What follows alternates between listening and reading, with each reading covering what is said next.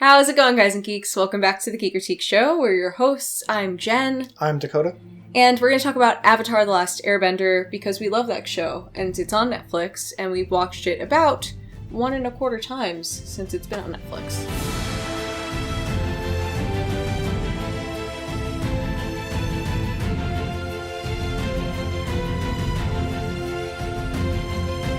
And we've enjoyed it immensely. Immensely. Yeah, this isn't our first time going through the series. So how did you first get into Avatar: Last Airbender? I don't know. And then I'll tell you how I got into Avatar: Last Airbender. I was a kid and it was on Nickelodeon, and I loved it. And my parents made fun of me because I was obsessed with Avatar: The Last Airbender. And my brother and his then girlfriend came over and were like, "Why are you watching this?" And they made me watch Gossip Girl, which I ended up liking too. But I still loved Avatar: The Last Airbender. How old were you in 2006? I don't know. I don't even know how old I am now. Were you 15 maybe? 14?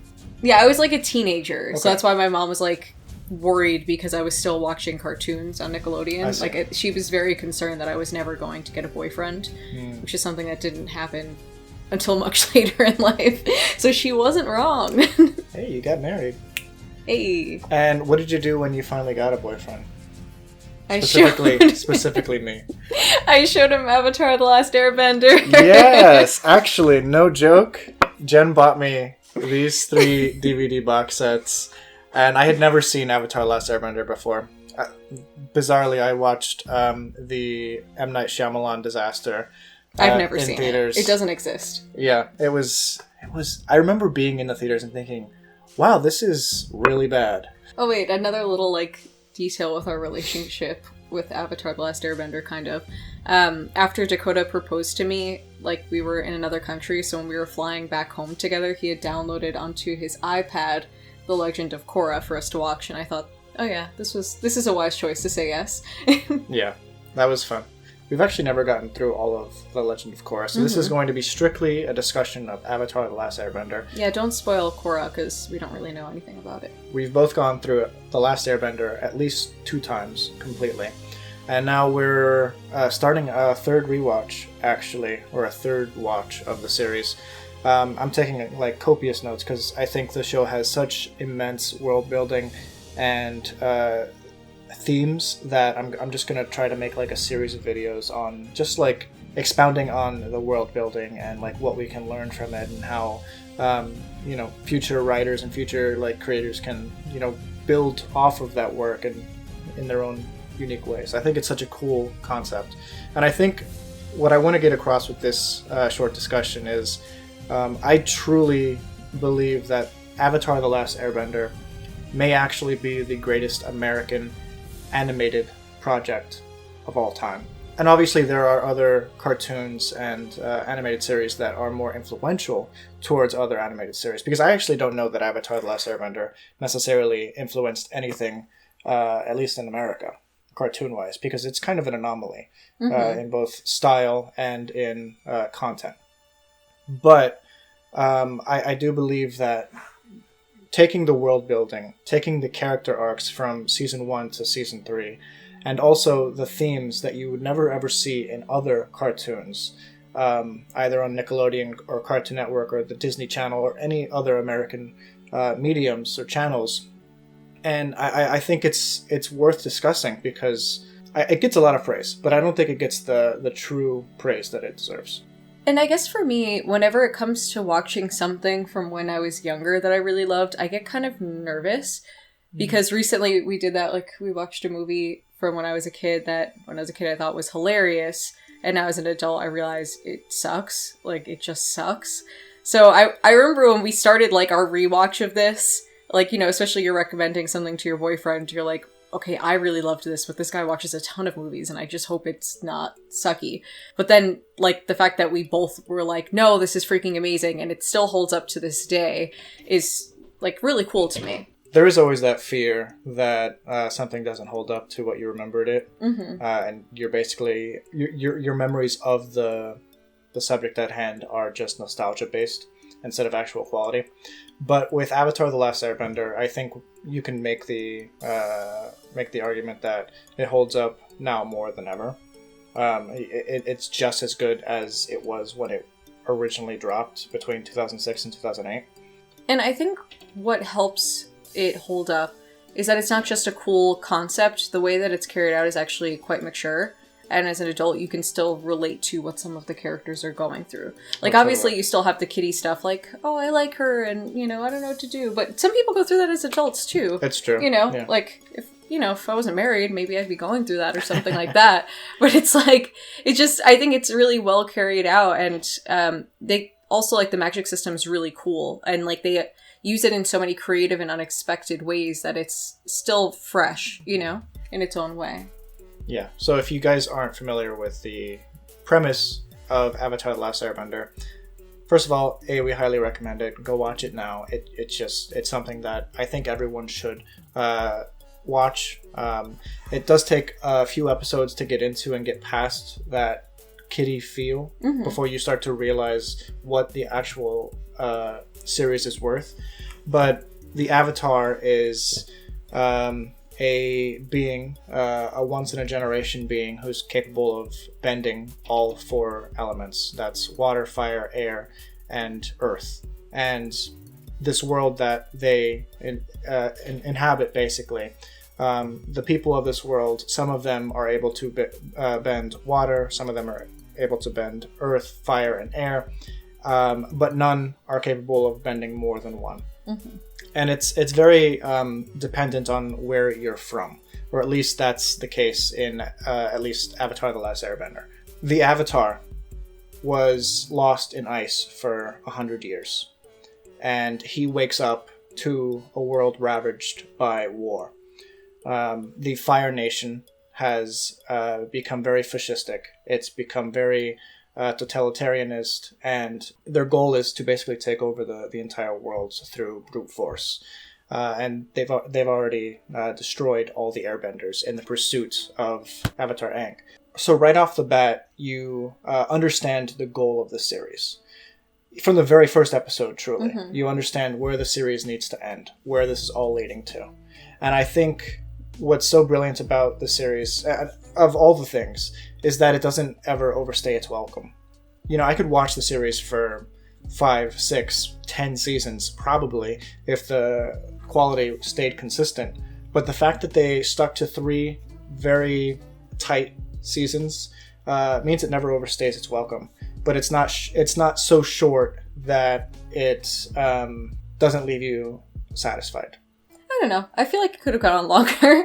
Like, even when we were watching it again, I was like, I can't believe it's almost over. Like, once you start getting to the end, it's like, there's especially, like, I'm not going to go into spoilers, but there's a certain part where, like, there's a really good group dynamic, and you just love it, and I'm like, I wish this could have lasted longer and just been a little more, like, casual shenanigans, but, you know, it's kind of like that rushed youth sort of thing, like Aang is never allowed to be a kid, and the fact that it goes by kind of fits that theme.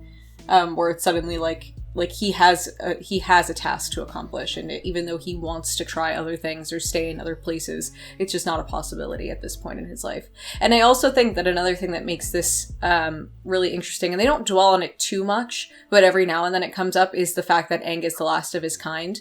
That's a theme I had learned in a psychology course a while back, so I don't really know all of the details, but like a great human fear is being the last one.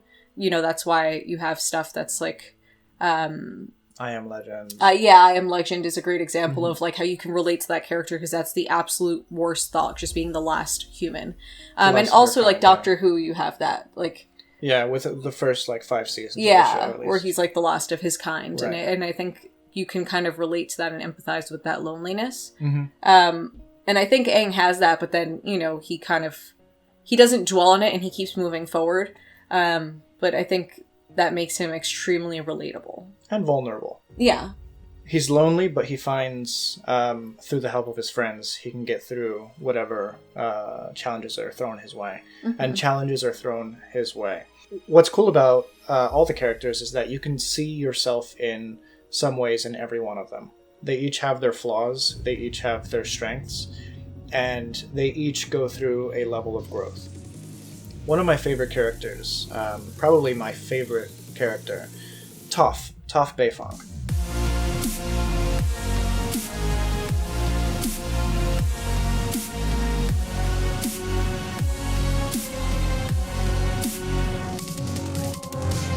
she's an earthbender. She's probably the strongest earthbender that has ever been on this planet.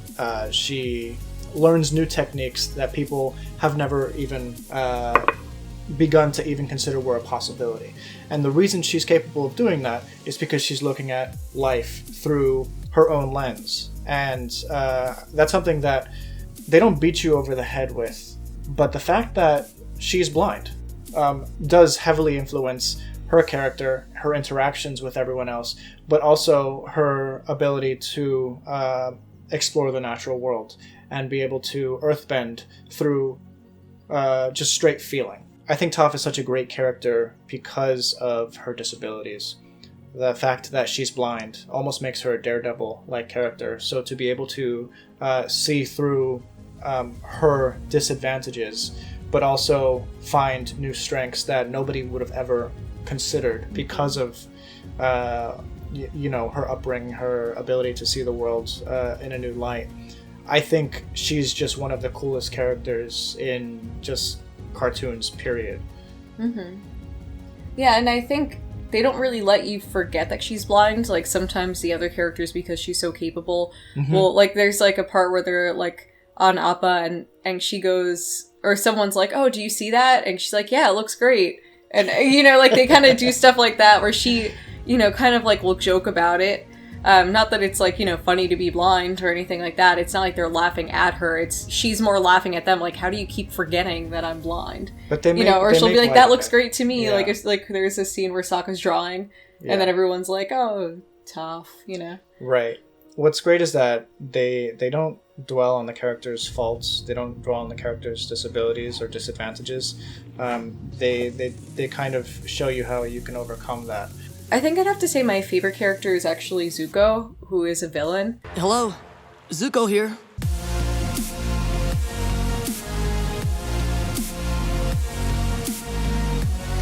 Just because, like, his character development and very early on, it's like him and his uncle traveling, trying to capture the Avatar. You don't want them to succeed, but you can't help but empathize with them. And you can kind of learn about them and why they are the way that they are. And obviously without going into spoilers, it's just really insightful and really great. I don't think many cartoons do that. Like, usually there's, like, the villain type of person, and that's just kind of it, Right. And I think that they do a great job of helping, like, at least, when I was a kid watching it or a teenager, it's kind of like, if somebody treats you a certain way that you don't like, you can kind of think, well, maybe they have their own stuff going on, Right. I think that's such a important quality to instill in children. Just because someone has tendencies toward badness, or they come from a group of people, a family, a nation that is at war, even with you, that doesn't mean they're necessarily bad people to their core, and that they're not without redemption. Mm-hmm. And I think Zuko is such a fascinating example of that, because really I can't think of another character in children's media that presents that character type of someone who desperately wants to do what he believes is right, but is so profoundly wrong. And you empathize with him throughout the course of the show. Mm-hmm.